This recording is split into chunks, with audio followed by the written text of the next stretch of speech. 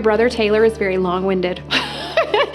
And I'm not a phone person. I'm not a big phone person. I'm like, okay, in 5 minutes, can we get this conversation taken care of in 5 minutes? And it has nothing to do with anybody. I'm just not a big phone person. Bob has the gift of gab, and Bob can talk all day long to whoever about whatever. So whenever Taylor would call me, it was the exchange of pleasantries. Hey, how are you? I love you. How's this going? How's work going? And then, hey, do you want to chat with Bob? Because Bob's better at that than I am. And so Bob and I would, we'd talk like a couple of schoolgirls. It was like, put a couple of teenagers together, and, we'd go on for like 30, 45 minutes, and then, we'd get to the end of the conversation. It was funny. I told him this for many years. I'd want to say for at least the first 7 or 8 years.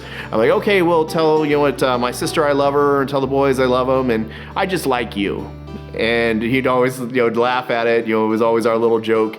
And I think probably about 7 or 8 years in, I was like, and you know what, Bob? I was like, I love you too. And he's like, I love you too, brother.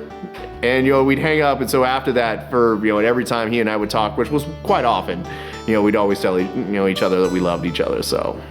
They would talk about interest rates. They would talk about what the NASDAQ was doing. They would talk about who's buying what and what the return is, and I just have no desire for that. So yeah, a lot of times when Taylor called, I would hand the phone right off to Bob.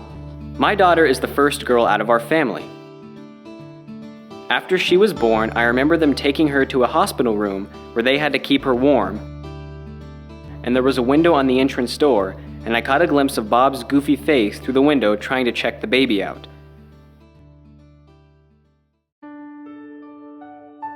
Bob and I were very proud of our family, very proud of the things that we had done and had accomplished, and proud of the current things that we were working on. And there was never any time where we were ashamed or embarrassed to show love or to say love or to talk about love.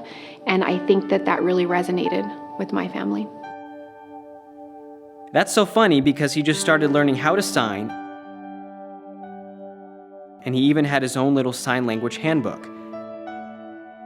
He would try and talk to me more often, little by little, because he told me he would like to have a full conversation with me. I thought that was very awesome of him, and I was really looking forward to having more out of our relationship. That memory definitely is my favorite one.